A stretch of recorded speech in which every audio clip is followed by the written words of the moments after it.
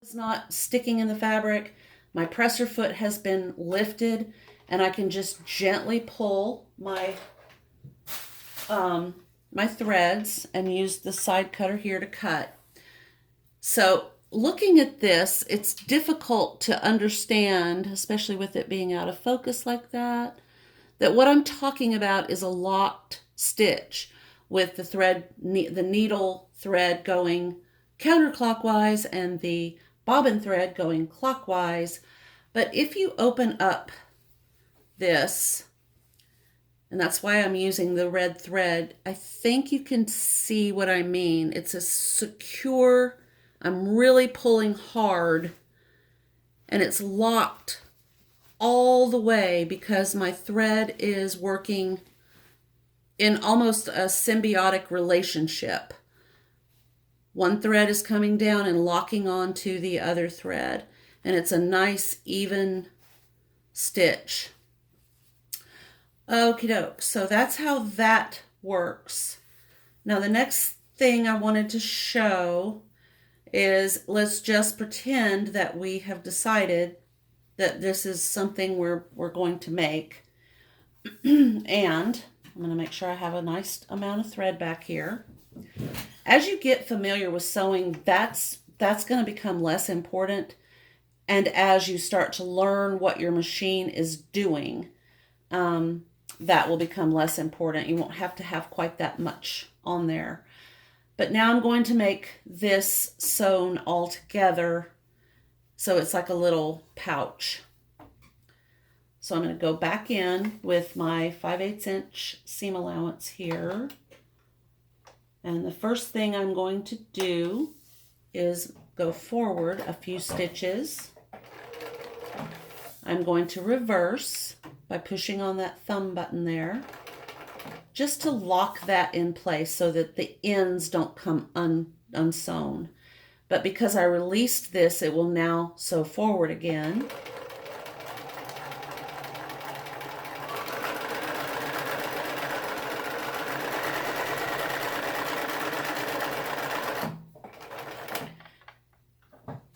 Let's see, I was going to show this too. So at this point, let's just say that I wanted to sew all the way down this side as well. If I stop with my needle down, I can lift my presser foot and turn my fabric toward me. And I see that I would need to take another couple of stitches to get to 5/8. So I'm going to drop my presser foot and take another couple stitches. 1, 2, lift the presser foot, needle down, turn my fabric, and then drop my presser foot, and then just continue sewing. So I've made a corner there. I'll pull that where you can see it. Lift up my needle, lift up my presser foot, cut these threads, and then as you can see, I just kind of made a little corner stitch there. So then if this were something we were sewing, oh, this is a great example. So I didn't lock these stitches, and as you can see, they're very loose. So if that were something that needed to be tight, I would need to go back in and do some extra stitches there to hold that in place. So we're going to turn it out, since I'm just giving an example here. And we have sort of a silly little pouchy thing like this. Okay, and now we're just going to do some additional stitches as a bonus. All right, so I don't want these little threads. I'll have to cut those. Oh, he's going to just come off. And often I suggest, especially for someone who's new to the wonderful, wonderful world of sewing, that when you're working, especially with a cotton fabric, go ahead and give it a good starch and a press. And that will give your fabric a lot of body, and it will just kind of glide through the machine without being so soft and loose. But I don't know if you noticed, but George has a large number of stitches available to you, and then you push this little button right here, and you get an additional set of some embroidery stitches along here. The one thing to remember when you're working with this particular machine, and I'm sure it's true of most of the Bernina machines, this right here tells you the first feet that you can use for these stitches as well as these stitches. And as you can see, the indicator light changed. So when I flipped it over to the embroidery stitches, it moved down to 6. That means in order to do this stitch right here, I would need to put my foot number 6 on to accommodate the swing of the needle. It's going to be going in this type of a motion.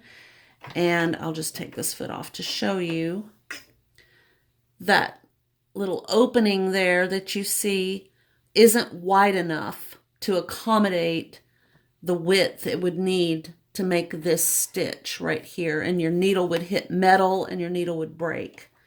So it's very important to pay attention to that. If you forget to look at this indicator, each of these stitches has a number. You can easily look those up to see these are the stitch numbers. And then I believe if you go to the Bernina website, if for some reason you're not sure, especially since, for example, this is foot number 31. Well, foot number 31 isn't listed here. So if you're not sure which of these to use, you can find out.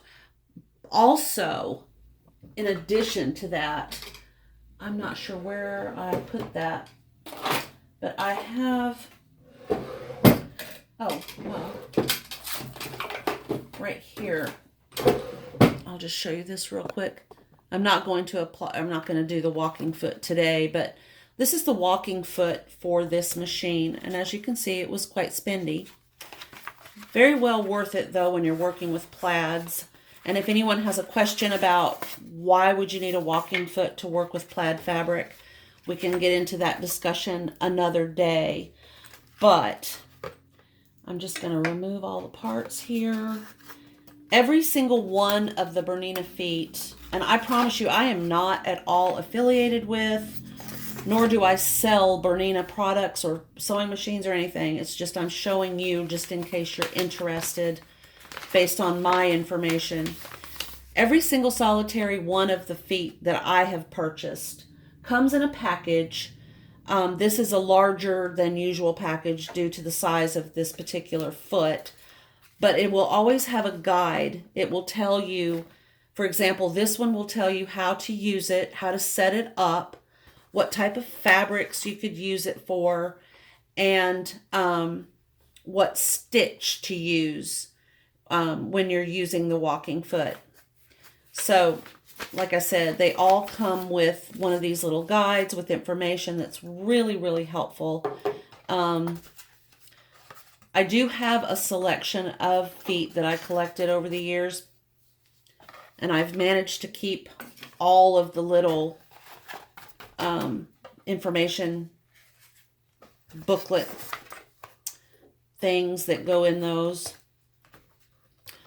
But the very best thing that I ever did was I started a notebook of stitches, and I took a piece of fabric. I did some stitches with all of the stitches available on this sewing machine, including the buttonhole stitch, which is right here. And I labeled what foot to use, how to set up the width and length of each stitch, and I keep that notebook, especially if I'm teaching a class. I've had a couple of students, well, I can't say a couple, it was more than a couple of students, who also created a notebook for that purpose. It just really will help you in the long run, especially when you have a lot of gadgets. It becomes almost impossible to remember all of that. But if, let's just say you want to do a roll and whip, and that's a stitch that kind of pulls the edge of the fabric on top of itself and creates kind of a self hem. It would be very helpful to know, do I use foot number 5? And what settings do I have my machine on? And what stitch am I using? It really, really does help to create a little notebook of stitches. Okay, so getting back to what we were doing, I'm back in my first number of stitches here, 14. I'm in my straight stitch. I'm using, now that's another thing I need to point out. Foot number 0, which is what just auto-loaded here, and foot number 1 are very, very similar to each other. There's a couple of changes, and you would use foot number 1 for a few other things that we could talk about again at another time. But I like to use foot 1 because it's a very basic foot. Even though foot 0 is listed here. Let me go back to foot 0. The opening on foot 0 and the opening on foot 1 are identical in width. Okay, so I'm going to put my presser foot down, and I'm just going to do some stitches to kind of give you guys some ideas of what you can do with this machine for fun. So let's just try a ladder stitch. Okay, now it moved down to foot number 1, and my needle pushed over all by itself because it knows it's going to have to be going like this in order to create the stitch that I just selected. It will also change where the settings are automatically. I don't have to touch these. So I know right now my machine is going to do this stitch the way I want it to look. I can manipulate it to go smaller if I want to, but I cannot manipulate it to go bigger, because if I do, my needle will not clear the space in this foot. So smaller is okay, bigger is not okay. So I'm going to put my foot on the foot pedal. My machine is in needle down, so when I start sewing and I stop sewing, my needle will stay in place in this piece of fabric. Okay, when I'm doing one of these stitches, I do hold on to my thread because I don't want it to get tangled up.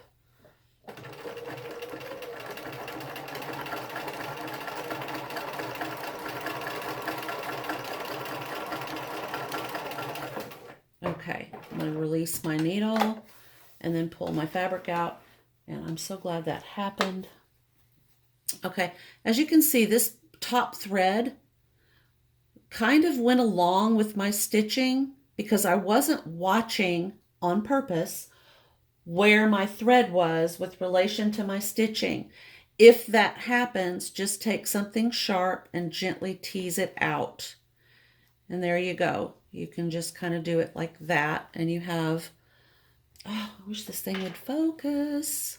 Let's see if it'll grab it.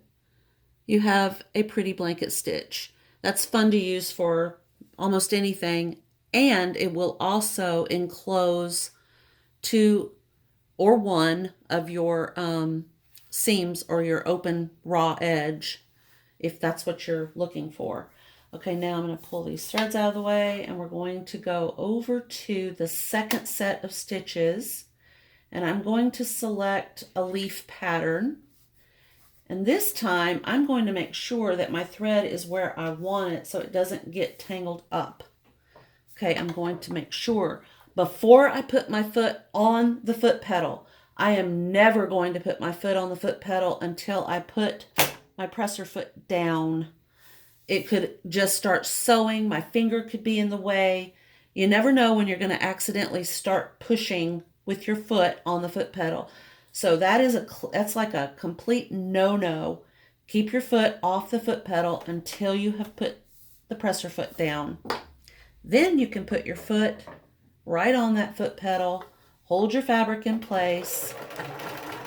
And oh, if you do get this machine, I recommend that you don't use half speed when you're doing these stitches. This machine, at least mine and one other identical that I have worked on, really does a prettier stitch if you can go ahead and try a faster speed on your machine.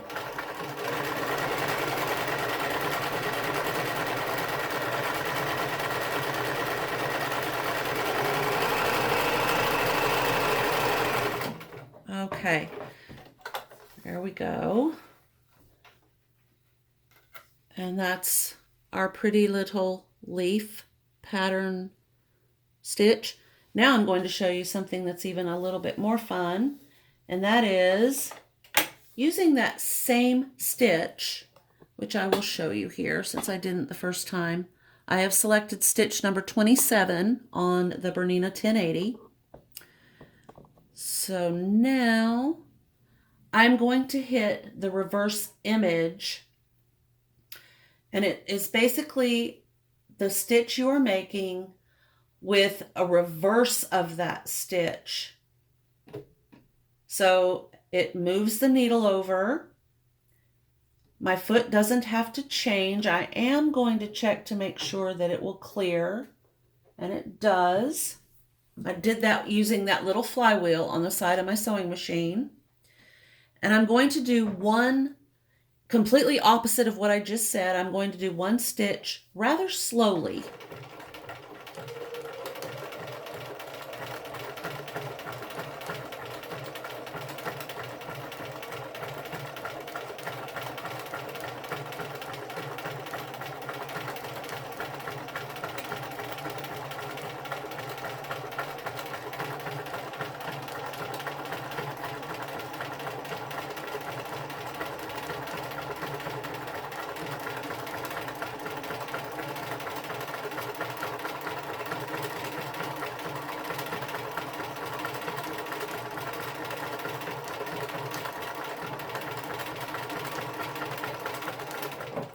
Okay, now because I was going slow, there might be some spots that my machine missed, and that's very common when you don't go at a high speed. I am not a mechanic, so I don't really understand why. So as you can see, I think you can see this. This is the original right here, and it is, the leaf is going this way, the leaf is going this way, the leaf is going this way, the leaf is going this way. Well, when I clicked on the shadow, and I was going slow, so it's a little bit less perfect than it would normally be, the leaf is actually going toward itself this way instead of away from itself. It's going, the tip of the leaf is now opposite of being down like this. I don't know if that's even possible to see like that. Okay. And then we're going to remove that one, and we're going to hit this one here, which I don't know the name of this stitch. I think this is called the shadow. This may be duplicate.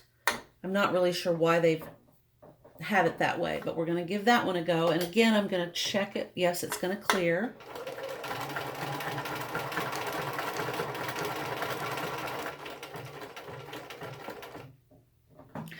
Oh, that's right. So it does one stitch in completion, and then it stops itself, just as if it were making a buttonhole. That's correct. Okay. It's been a while since I've used that particular stitch. So if you're doing something small and you don't want it to run off of your fabric, you have a little bit more control. It actually stopped itself at this one right here. So it did a complete stitch. This one was the completion of this one, which is why that's there. But this started up and then it completed that, and boom, it was done. The machine just all by itself stopped. So that's what that's for. Okay. Now, another nice thing about this machine is you have a couple of toggle buttons here. I'll see if I can get in close where you can see them. One shows stitches very close together, and one shows stitches further apart. So let's say you're making the leaf pattern, and you don't want to do anything to these the width and length stitches over here, but you want it to bump out just a little bit, or you want it to squeeze in just a little bit, you can push this button right here multiple times, which we're going to do. We're going to go bump. I'm going to say 5 times. So one more. So I pushed it 5 times. And now we will see what our stitches, our leaf stitch looks like.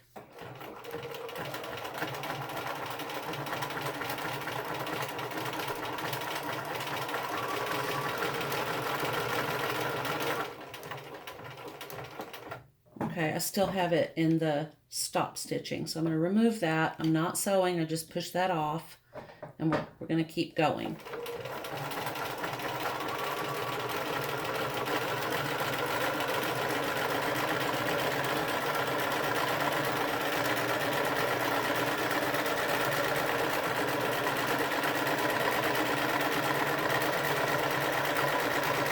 Okay, so I can see, I don't know if you guys can, it's actually starting to, kind of crowd up on itself, which I don't particularly care for. So I'm going to hit the clear button over here. It says CLR.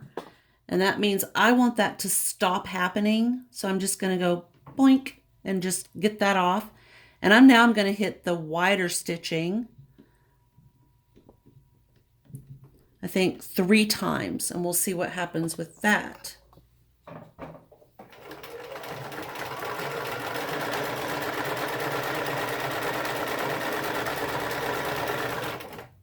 And I'm getting close to the edge.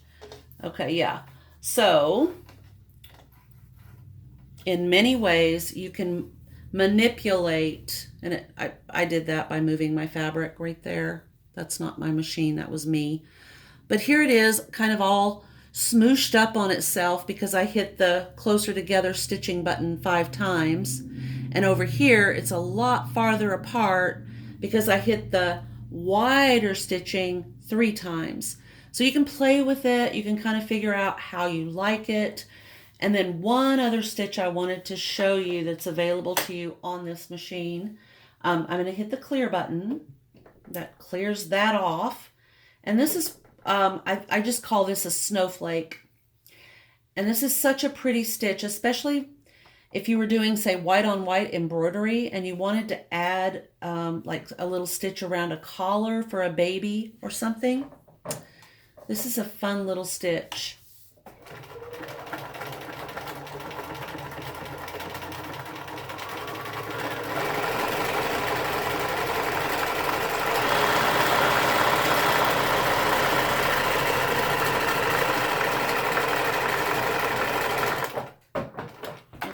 And that's a good example.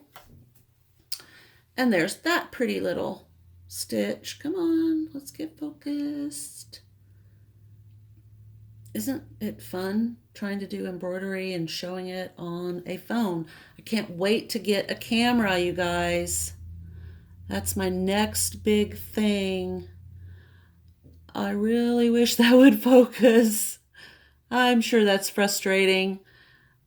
I don't know what the deal is, but in any case, it's a pretty little, almost like a snowflake stitch.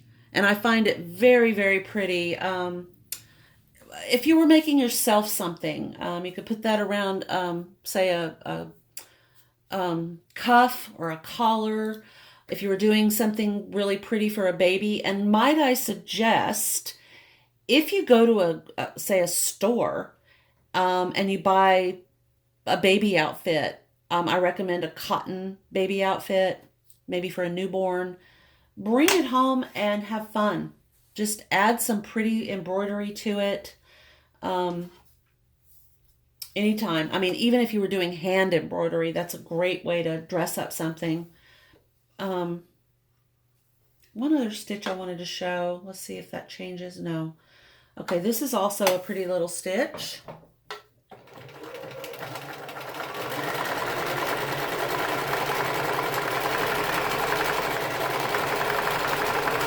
And I don't know if you can see it while it's happening. I'll move my hand out of the way.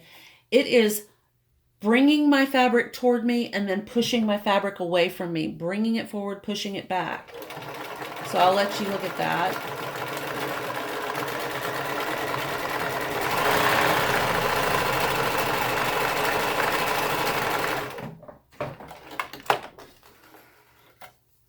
And there's that pretty little stitch that again is out of focus. Okay. Maybe if I get really close and then back up a little bit. I think it's trying to grab it and it's not. But anyway, so there's a lot of little stitches there. So I want to review with you. If you want to make notes on a piece of paper and keep it in your stitch notebook, that would be great. Thread comes off the thread post in a counterclockwise motion. You thread your machine. You could actually thread your machine first and then thread the bobbin, or thread the bobbin and then thread the machine. Either of those will work. In any order, as long as, I'm going to take the table off, as long as the thread is releasing from the spool counterclockwise and you've threaded your machine, the thread is running down the correct side of your needle on the 1080 Bernina. It should be on the front of your sewing needle. And then you thread your bobbin case, or actually this is the bobbin. You thread your bobbin clockwise, and if you're threading your bobbin and you pull it off and you're holding it in your hand and it appears to be going counterclockwise, let's just see. See, this one is going counterclockwise when I pull it this way. Just flip it over, and like magic, it's going clockwise. So don't freak out. I actually have had a couple students. And I mean, it's a mistake anybody could make. It doesn't matter which end of this bobbin goes into the needle case. It can either be this side or this side. So you can flip this over if it's coming, if you're looking at it and it's going counterclockwise, turn it over in your hand. It's going clockwise, and then you can pop it into the needle case or the bobbin case, which is this piece right here. And this is the piece, your bobbin goes into it. The thread should be going clockwise. You slip it through that little slot right there. You bring it down, and it should click into place in that little area right there. I'm so sorry this isn't in focus. I'm hoping that there's enough visible that you can see what I'm talking about. And then you pull out that little clip right there. Line up the center of that center hole on your bobbin with the prong in the hook. Push it on, kind of check to make sure it's nice and tight like it's supposed to. It should just click right into place. And then turn your flywheel until it picks up the bobbin thread. The needle should be clear, and then you can kind of do this, which once again, I'm going too slow, I think. Okay. If you pull on your thread from the needle, it will often pull it up. And I'm actually going to show that. I'm going to take this foot off, slip it through there. Maybe this will definitely give you guys an idea of what I'm talking about as far as the lock stitch goes. Get back up a little. So as you can see, the bobbin thread is looped over my needle thread like this. I'm going to pull this through. That's how it is stitching. The bobbin thread is looping over the top of the needle thread as it is going onto the fabric. And that's what creates a nice tight stitch. Sorry about my hands being all in the way. Okay, so there's that. I'll put the foot back on. And then as far as the basic sewing machine care goes, my recommendation is you're all finished sewing for the day. I'm going to make sure that the arm is in the up position. I just adjust the flywheel on the side to get that in the up position. My needle is off to the side because I have it set on a specialized stitch over here. I don't want to leave it like that because if I come in here and I need to sew, say a hem has come out of a pair of pants I plan to wear that day, I don't want to sit down and be doing this stitch by mistake in my hurry. So I always make sure that I switch it back to the straight stitch. I know no matter what I'm doing, if I'm going to sit down at my machine, if I'm the last one to sew on it, that's where it's going to start for me. Okay, so then I've got my 2 pieces of thread pulled through. I've already taken my little brush and I've brushed off the lint around all these posts. Kind of make sure I get all that out. I want to make sure that the bobbin hook area is clear. I absolutely do not recommend that you try to remove the hook. I've done it, and it is a puzzle that a puzzle master would have trouble replacing. If you do that by mistake, I suggest you just pick that machine up and take it to the shop and let them reinstall that hook. There are a lot of little pieces and parts and they don't all fit the way you think they're going to fit. So unless you're very mechanically inclined, leave that alone. There's no need for you to ever take that out anyway. If something happens and the hook has to come out, the machine needs to be serviced. Okay, so my threads are out. I'm going to close that little door. I'm going to put my foot down. I'm going to put my needle down and that down in there, because now I know my needle isn't going to get bumped, brushed, broken. Nothing is going to happen to it. It's safely down in there, being carefully maintained. I don't know how else to say that. Okay, then and only then do I turn my sewing machine off. So the needle is down, the foot is down, the threads are out. I've brushed out all the lint that happened while I was sewing. Your thread and your fabric are going to create lint, so you want to really make sure that you keep all that lint out. The most minor thing that can happen if you haven't cleared out lint is that you're stitching along and all of a sudden the needle will pull up some lint from down here and it will end up embedded in your stitching, and you don't want that. It's ugly. You can't get it out. It's stitched in. So just get in the habit of, using a little brush or a can of air. Don't get too close with a can of air. You don't want to break anything.